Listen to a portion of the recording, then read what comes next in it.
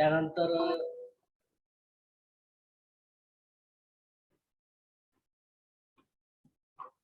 Previous लेक्चरला आपण necessity of starter, types of starter, त्यानंतर 3 point starter आपण घेतलेला आहे.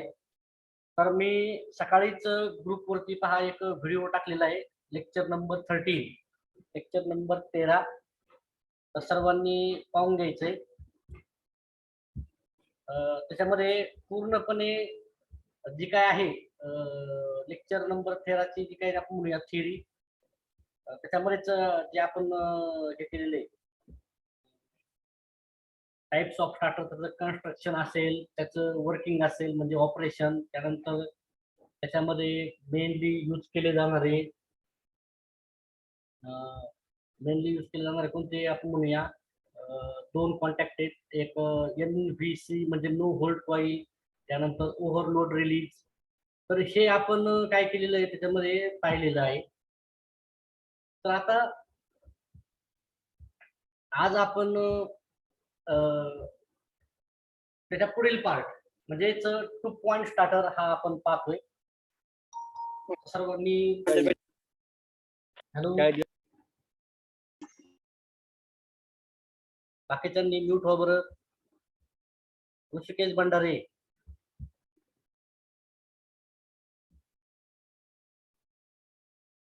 लेक्चर नंबर 13, लेक्चर नंबर 13 सर्वांनी पाहायचं आहे. युट्यूब वरती रेकॉर्ड केलेला आहे आपण, आणि तो तुम्हाला सकाळीच मी दाखवलेला आहे.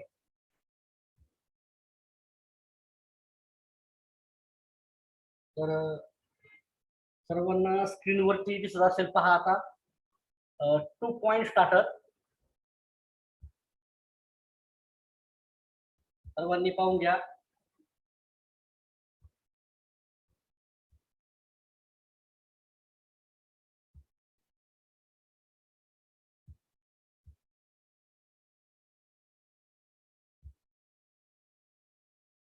टू पॉइंट स्टार्टर मध्ये सेम आहे, फक्त ह्या ठिकाणी डिफरन्स एवढाच आहे की या ठिकाणी तुम्हाला दोनच टर्मिनल किंवा 2 पॉइंट मिळतील. पहिला आहे एल, सेकंड आहे ए म्हणजे आर्मेचर. पाहून घ्या सर्वांनी डायग्राम. तर याच्यामध्ये पहा हे काय केलेले आहेत, set of resistor subdivided into number of stud, म्हणजे डिवाइड केलेला आहे स्टड मध्ये 1 2 3 4. हा जो हँडल आहे, हँडल एका एंडला फिक्स केलाय, पिव्होट केलेला आहे. स्प्रिंग ही अपोजिटली वाउंड केलेली आहे. आणि तर ह्या ठिकाणी पहा आपण काय केलं, जो काय प्लस आहे म्हणजे जो काय इनकमिंग सप्लाय प्लस आणि मायनस म्हणजे डीसी सप्लाय, तो ह्या ठिकाणी ICDP यूज केलेला आहे, म्हणजे आयर्न क्लॅड डबल पोल. त्यानंतर डायरेक्ट पुढे आलेला आहे तो स्प्रिंग आलेला आहे पहा. म्हणजे या ठिकाणी आपला जो पॉइंट आहे तो लाईन म्हणजे एल. आता हँडलच्या आतून हा या ठिकाणी पी म्हणजे सर्वांना माहिती आहे सॉफ्ट आयर्न पीस आहे. तर हा आयर्न पीस ज्यावेळेस या ठिकाणी टच होईल पहा, ज्यावेळेस टच होईल या पॉइंटला, तो डायरेक्ट पुढे येतोय फील्डला. सर्वांनी पाहून घ्या, फील्ड वाइंडिंगला डायरेक्ट सप्लाय येतोय. आणि त्याच वेळेस हा स्टड नंबर 1 ला पण काय होतोय, कनेक्ट होतोय पहा. म्हणजेच संपूर्ण रेजिस्टर थ्रू करंट कुठे जातोय, आर्मेचर मध्ये जातोय. म्हणजेच या ठिकाणी स्टार्टिंग इन्स्टंटला जो काय करंट आहे तो फील्ड आणि आर्मेचर दोन्हींना पण काय जातोय, सायमल्टेनियसली डिलिव्हर होतोय.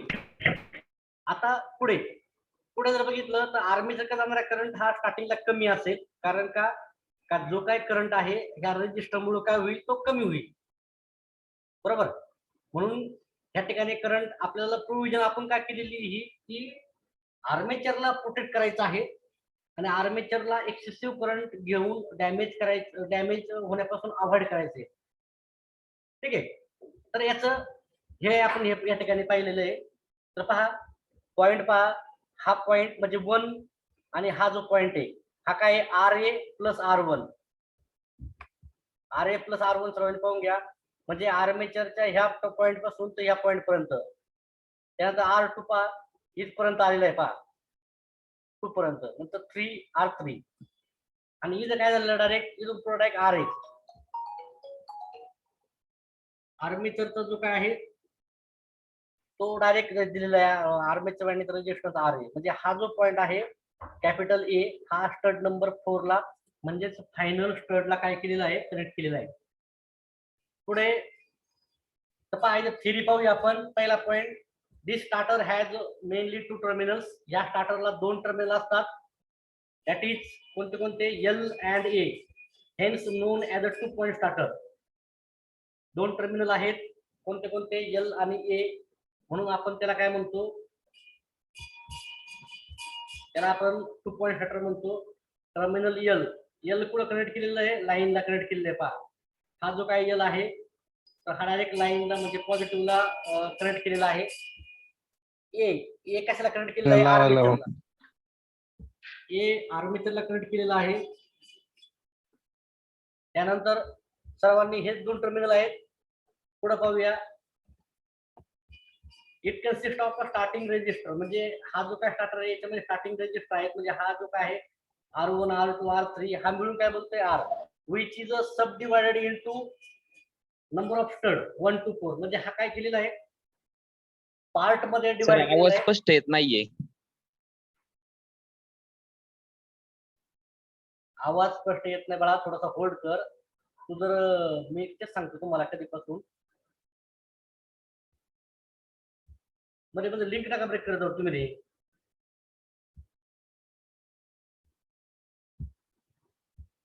तर हा जो काय रजिस्टर आहे, हा जो रजिस्टर सब डिवाइड केलेला आहे.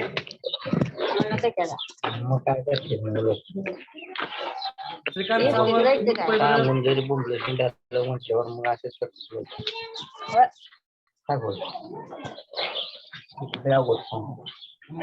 आंबेवाडी चौकात आडवांची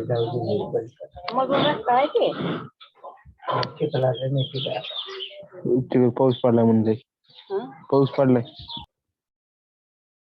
तर सेकंड जो काय आहे, सेकंड म्हणजे पॉइंट मध्ये बघितला आपण, जो काय रजिस्टर आहे आर हा सब डिवाइड केलेला आहे नंबर ऑफ स्टड मध्ये. म्हणजेच टोटल रजिस्टर आपण ऍड केलेला आहे थ्रू आउट. तर या ठिकाणी काय केलेलं आहे तो, म्हणजे ह्या ठिकाणी आपण असं म्हणूया की आपण 60 ओहम रेजिस्टर ऍड केलेला आहे. तर तो डिवाइड केला आहे 20 ओहम 20 ओहम आणि 20 ओहम मध्ये. ठीक आहे, म्हणजे हे त्याचे काय आहेत नंबर ऑफ स्टड, म्हणजे हा सेगमेंट केलेला पार्ट आहे. तर तोच पॉइंट नंबर 2 आहे. It consist of starting register R which is subdivided into number of stud 1 to 4. म्हणजे आपण बघितलंय तो कसा डिवाइड केलेला आहे. स्टार्टिंग पॉइंट पर handle is pivoted on side. म्हणजे आता हँडलची बारी आहे. जो हँडल आहे एच हा एका एंडला पिव्होट केलाय म्हणजे कनेक्ट केलेला आहे. आणि त्या ठिकाणी काय केलेलं आहे, स्प्रिंग आपण अटॅच केलेली आहे. स्प्रिंग ही अपोजिटली वाउंड आहे, सर्वांनी पाहून घ्या. स्प्रिंग ही अँटी क्लॉकवाईज डायरेक्शनने आपण वाउंड केलेली आहे आणि हँडल हा क्लॉकवाईज डायरेक्शनने काय होणार आहे, मूव्ह होणार आहे. तर हा झाला दुसरा पॉईंट. तिसरा पॉईंट होता पहा, starting purpose handle H is pivoted on one side and its other side is free to move against this strong spring. Spring S he anti clockwise आहे, आपण तिला क्लॉकवाईज डायरेक्शनने हँडल मूव्ह करतोय. आता handle H makes contact with each stud. म्हणजे जो काय handle आहे तो प्रत्येक कॉन्टॅक्ट बरोबर काय करणार आहे, कॉन्टॅक्ट करणार आहे, कारण तो क्लॉकवाईज डायरेक्शनने आपण मॅन्युअली फिरवणार आहे. जसं जसं हँडल फॉरवर्ड जाईल म्हणजे पुढे पुढे जाईल तसं तसा काय होईल, एक एक रेजिस्टन्स काय होईल, ग्रॅज्युअली कट होईल म्हणजे डिक्रीज होईल. इनिशियल रेजिस्टन्स इज हाय, कारण सर्वांना माहिती आहे की त्यावेळेस स्टार्टिंगला हँडल हा 1 पॉइंटला असेल. म्हणजे R1 plus R2 plus R3 plus RA मिळून आपल्याला रजिस्टर मिळणार आहे. At the end on head on coil, म्हणजे जी काय होल्ड ऑन कॉईल आहे हँडल एच ला काय करेल, होल्ड करून ठेवेल. त्या ठिकाणी मॅग्नेटिक फील्ड तयार होते.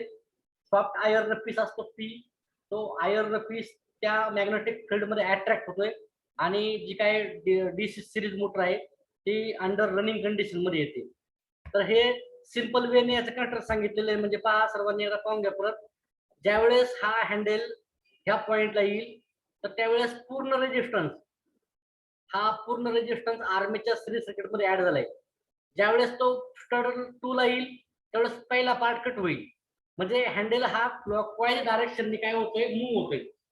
ज्यावेळेस हा पूर्णपणे ह्या 0 पोझिशनला येईल, ह्या ठिकाणी काय आहे, होल्ड ऑन कॉईल म्हणजे मॅग्नेटिक एमओने ह्या ठिकाणी दाखवलं नाही कॉम्प्लेक्सिटी कमी करण्यासाठी. तर त्या मॅग्नेटिक फील्ड मुळे काय होईल की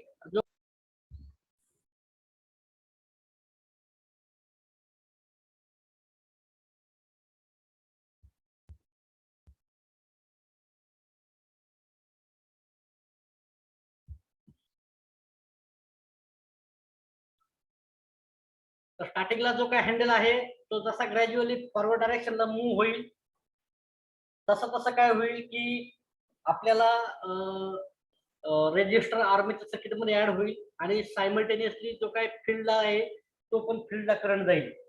म्हणजेच ह्या ठिकाणी सर्वांनी जर बघितलं तर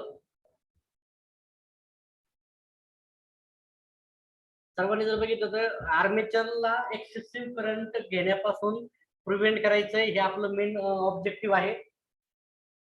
पुढे तर ह्या पद्धतीने आपण 2 पॉईंट स्टार्टर बघितलेला आहे. सर्वांनी मी सांगतोय की लेक्चर नंबर 13चा व्हिडिओ पहा. मी वेळोवेळी सांगत आलेलो आहे की काही पार्ट हा तुम्हाला स्वतः समजून घ्यावा लागेल, त्याशिवाय तुम्हाला कन्सेप्ट क्लिअर होणार नाही. पुढे नेक्स्ट पाहूया आता आपण. नवीन टॉपिक आहे हा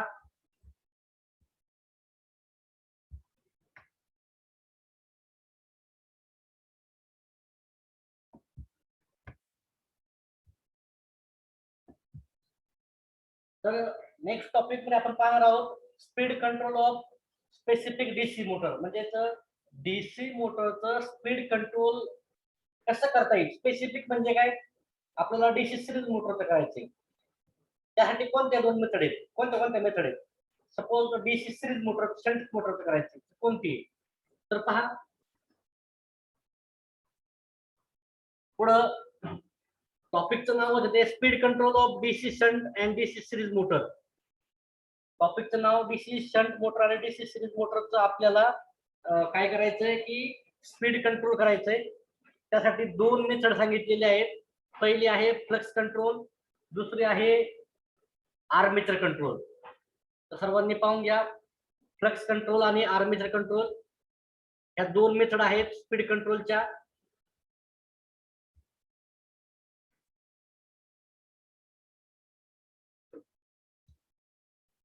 म्हणजे आता स्पीड कंट्रोलची गरज काय आहे की मॉडर्न इंडस्ट्रियल रिक्वायरमेंट म्हणजे इंडस्ट्रीमध्ये आपण पाहतो की वेगवेगळ्या स्पीडची डिमांड असते. सपोज आपण म्हणूया की हेवी लोडचे ऍप्लिकेशन असेल तर त्या ठिकाणी स्पीड काय होतं, थोडंसं आपण डिक्रीज करतो.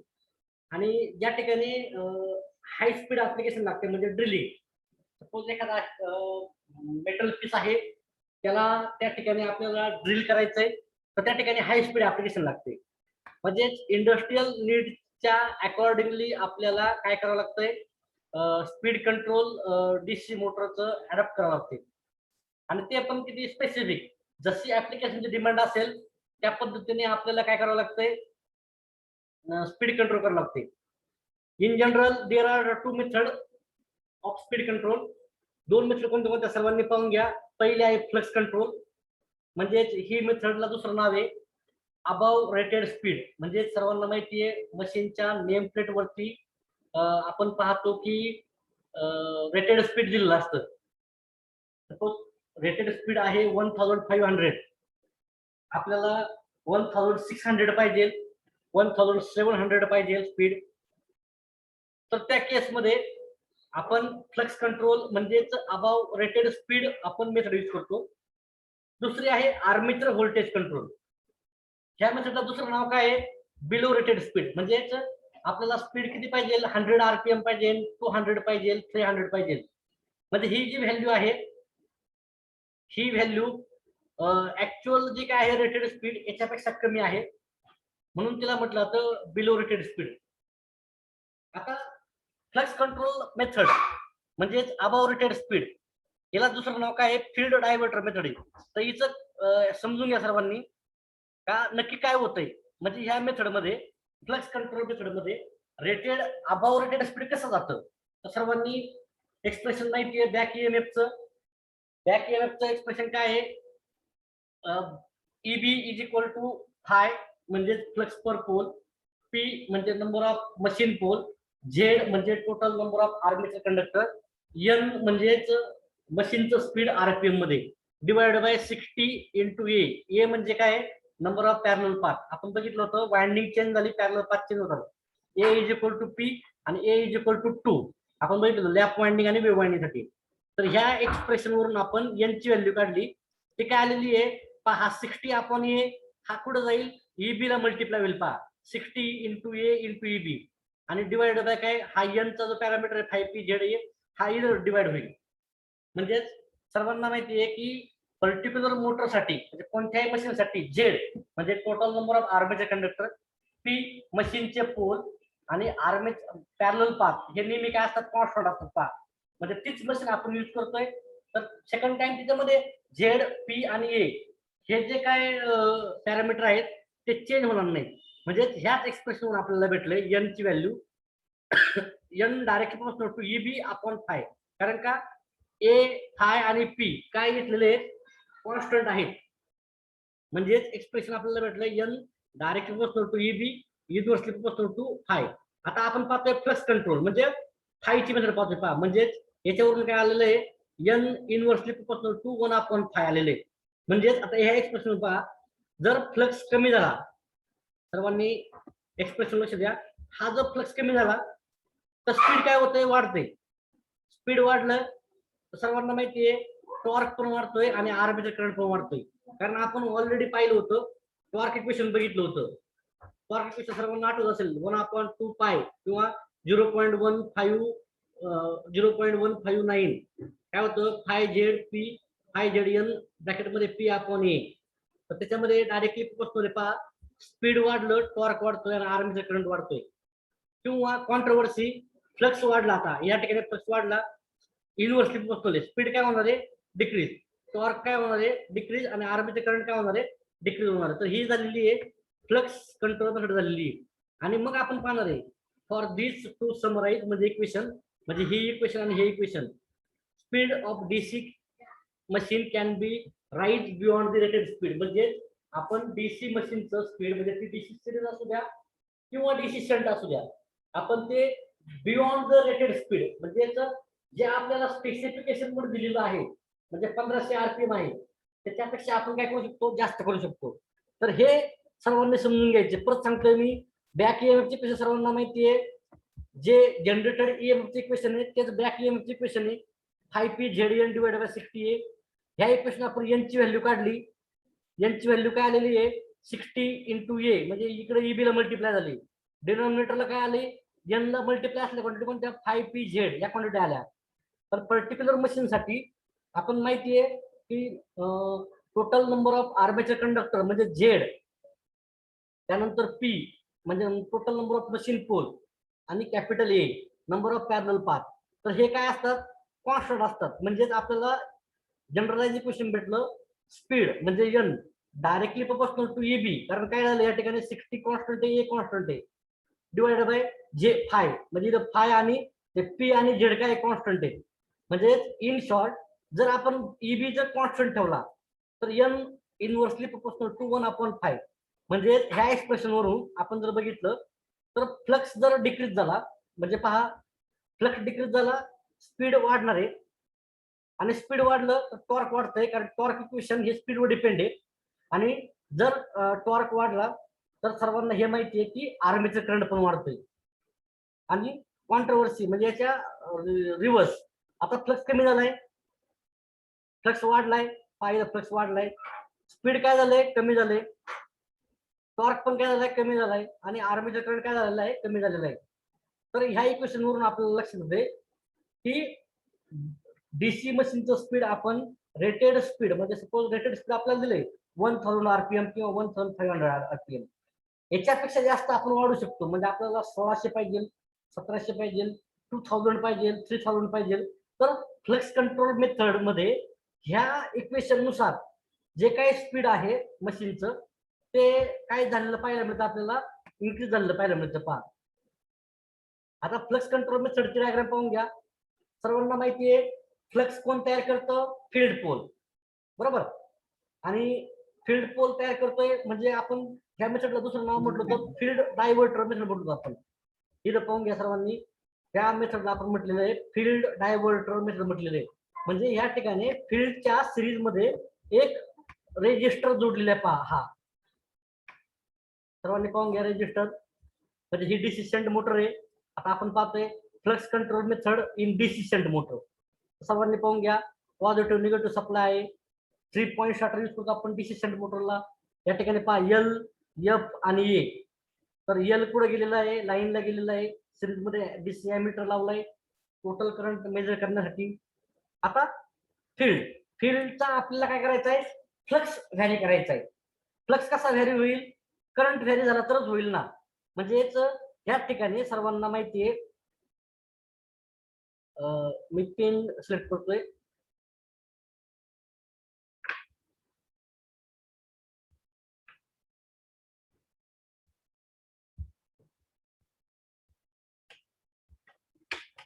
या ठिकाणी पहा सर्वांना, जो काय आपल्याला माहिती आहे फील्डचा जो करंट आहे म्हणजेच फील्ड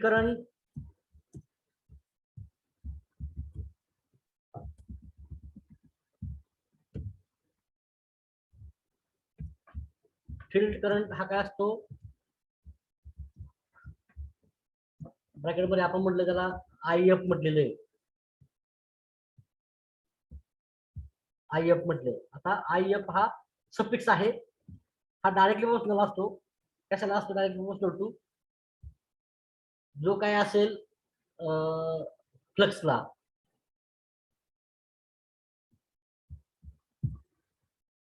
म्हणजेच आपण जर बघितलं फील्ड करंट आय एफ जर कमी झाला तर फ्लक्स काय होतोय? कमी झालाय. पहा इथं या ठिकाणी जर फील्ड करंट डाऊन झाला म्हणजे कमी झाला तर फ्लक्स काय होईल? या ठिकाणी कमी होईल. आणि जर फील्ड करंट वाढला तर काय होईल? फ्लक्स काय होईल? फ्लक्स सुद्धा वाढेल. म्हणजे ह्या ठिकाणी आपण काय करतोय की रेजिस्टर आपण जोडलेला आहे. हा रेजिस्टर काय करतोय? सर्वांना माहिती आहे की फील्डचा करंट लिमिट करेल. पहा हा जो काय रेजिस्टर, हा जो काय आहे तो फील्डचा करंट काय करेल?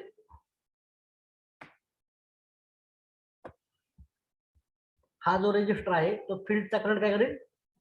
रेग्युलेट करेल, म्हणजे कमी जास्त करेल, व्हॅरी करेल.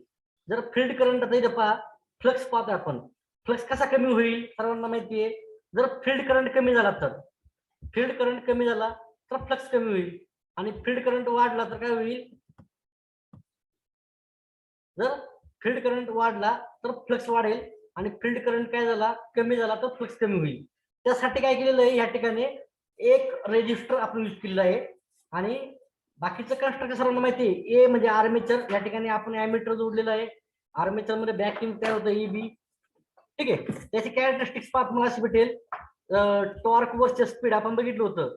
तर field current IF1, IF2, IF3 म्हणजे फील्ड करंट काय होतोय? चेंज होतोय. म्हणजे IF3 हा सगळ्यात जास्त कमी आहे आणि IF1 जास्त आहे. जसं जसं फील्ड करंट कमी होईल, बरोबर, असं तसं तसं आपल्याला काय दिसतंय? स्पीड वाढते. पहा म्हणजे या ठिकाणी सर्वांनी पाहून घ्या, फील्ड करंट IF1 हा जास्त आहे, फ्लक्स काय असणार आहे? कमी. IF2 हा कमी आहे, फ्लक्स थोडासा जास्त असणार आहे.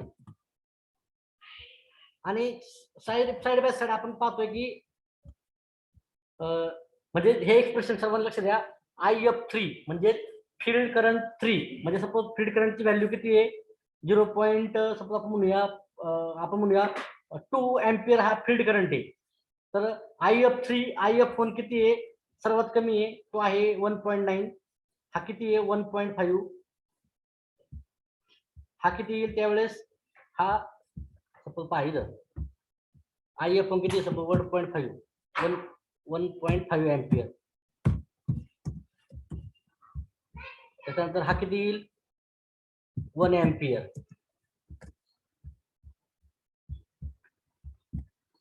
आणि हा किती येतोय? 2 एम्पियर. म्हणजे कॅरेक्टरिस्टिक्स मध्ये पहा सर्वांनी, जसा जसा काय होईल, फील्ड करंट कमी कमी होत चाललाय, बरोबर. सर्वांनी पाहून घ्या, जसा जसा फील्ड करंट कमी होत चाललाय तसं तसं काय होतंय, स्पीड हे वाढत चाललंय.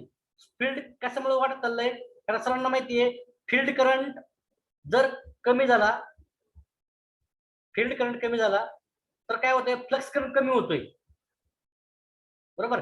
फ्लक्स काय होतोय या ठिकाणी, कमी होते. फ्लक्स कमी झाला तर स्पीड वाढते पाहिजे या ठिकाणी. सर्वांनी पाहून घ्या, फ्लक्स कमी झालाय. फ्लक्स कमी काय झालाय, फील्ड करंट या ठिकाणी पहा कमी कमी होत चाललाय. पहिल्यांदा होता 2.0 म्हणजे 2 एम्पियर, नंतर किती झालाय तो 1.5 एम्पियर, मग किती झालाय तो 1 एम्पियर.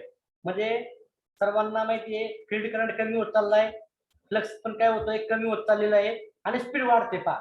म्हणजे N1 N2 आणि N3 स्पीड वाढत चाललेलं आहे.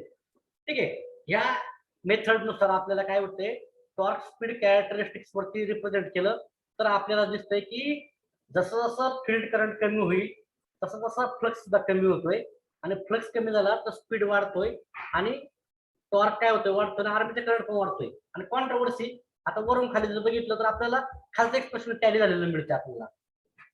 ठीक आहे, सर्वांनी लक्षात ठेवायचं हे.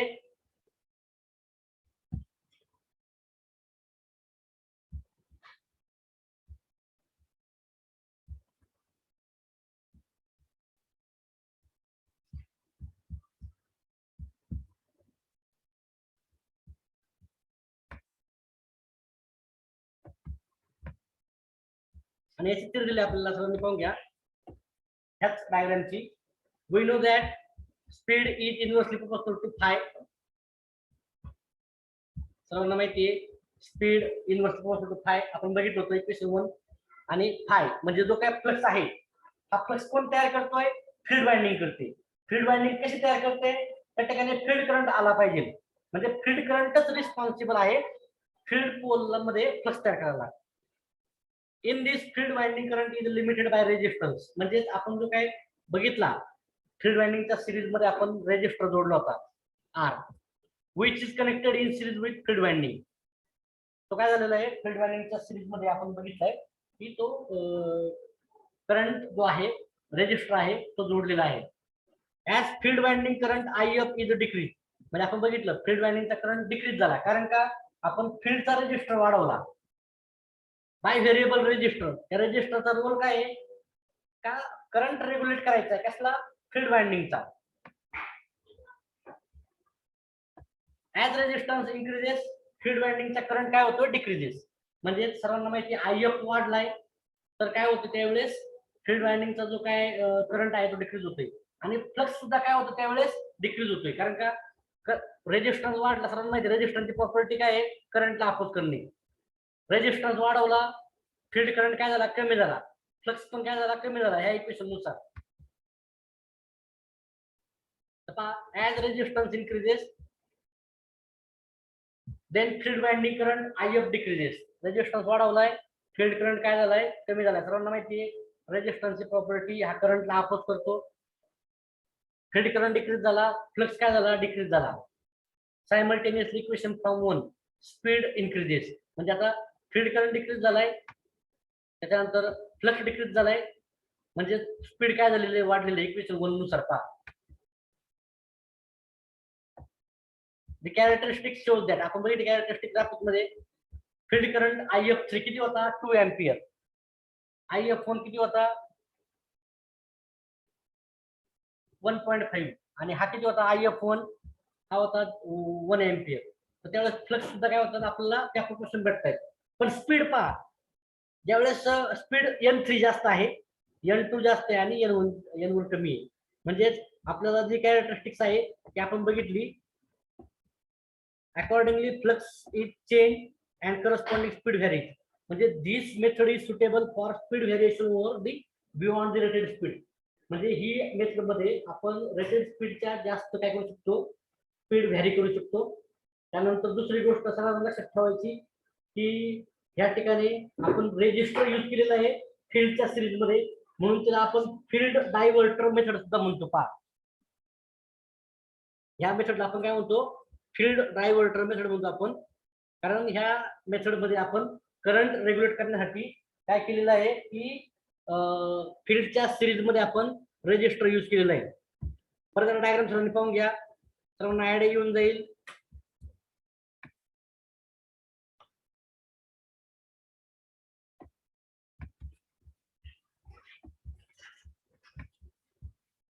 ह्या ठिकाणी फील्डचा करंट रेग्युलेट करण्यासाठी आपण रेजिस्टर यूज केलेला आहे, म्हणून त्याला आपण काय म्हणतो, फील्ड डायव्हर्टर मेथड म्हणतोय. फील्डचा हा रेजिस्टन्स वाढवला म्हणजे आर वाढवला तर करंट काय होईल, कमी होईल. करंट कमी झाला फ्लक्स कमी होईल. फ्लक्स कमी झाला तर स्पीड काय होते, वाढते पहा, बरोबर. आणि कॉन्ट्रोवर्सी, रेजिस्टन्स कमी केला करंट वाढला, करंट वाढला तर फ्लक्स काय झाला, वाढला, स्पीड कमी झालेली आहे. आणि हेच आपण बघितलं, ग्राफिकली बघितलं. म्हणजे आपण टॉर्क वर्सेस स्पीड, म्हणजे स्पीड N1 कमी आहे, N2 थोडं वाढले, N3 वाढले. आणि हा करंट जसा जसा कमी होईल पहा, 2 एम्पियर 1.5 3 एम्पियर, जसं जसं करंट कमी कमी होत जाईल तसं तसं फ्लक्स काय होतोय, कमी कमी होतोय आणि स्पीड काय होतोय, वाढत झालेलं आपल्याला मिळते पहा. ओके, सेम मेथड आपण पाहणार आहे नेक्स्ट लेक्चरला. डीसी सिरीज मोटरला पण आपण पहा नेक्स्ट लेक्चर आपण तेच पाहणार आहे, speed flux control method in DC series motor. Diagram सर्वांनी पाहून घ्या. डीसी सिरीज मोटर आहे, पॉझिटिव्ह निगेटिव्ह सप्लाय आहे, ॲमीटर जोडलेला आहे, 2 पॉइंट स्टार्टर यूज करतोय आपण. कोणती मोटर ही डीसी सिरीज मोटर आहे. 2 पॉइंट स्टार्टर म्हणजे एल म्हणजे लाईन आणि ए म्हणजे आर्मेचर. सिरीज मोटर आहे म्हणजे आर्मेचर आणि फील्ड कशा आहे, दोन्ही सिरीज मध्ये. S1 S2 काय आहे, ही सिरीज फील्ड वाइंडिंग आहे. आणि A1 A2 कोणती आहे, आर्मेचर वाइंडिंग आहे. म्हणजे आर्मेचर आणि फील्ड कसे आहेत, दोन्ही सिरीज मध्ये. आपण या ठिकाणी आर्मेचरच्या अक्रॉस, सॉरी फील्डच्या अक्रॉस, सिरीज फील्डच्या अक्रॉस काय केलेलं आहे, ही वाइंडिंग जोडलेली, कोणती, रेजिस्टर कनेक्ट केलेलं आहे. आता इथं डायव्हर्ट होतोय. डायव्हर्ट म्हणजे काय, सर्वांना माहिती आहे की करंट नेहमी हा लो रेजिस्टिव्ह पाथ प्रेफर करतो. सर्वांना माहिती आहे, ह्या पॉइंटला जर करंट आला टोटल 20 एम्पियर, जिकडे रेजिस्टन्स कमी तिकडे करंट फ्लो होणार. म्हणून काय करतो आपण, या ठिकाणी हा रेजिस्टर जोडलेला आहे.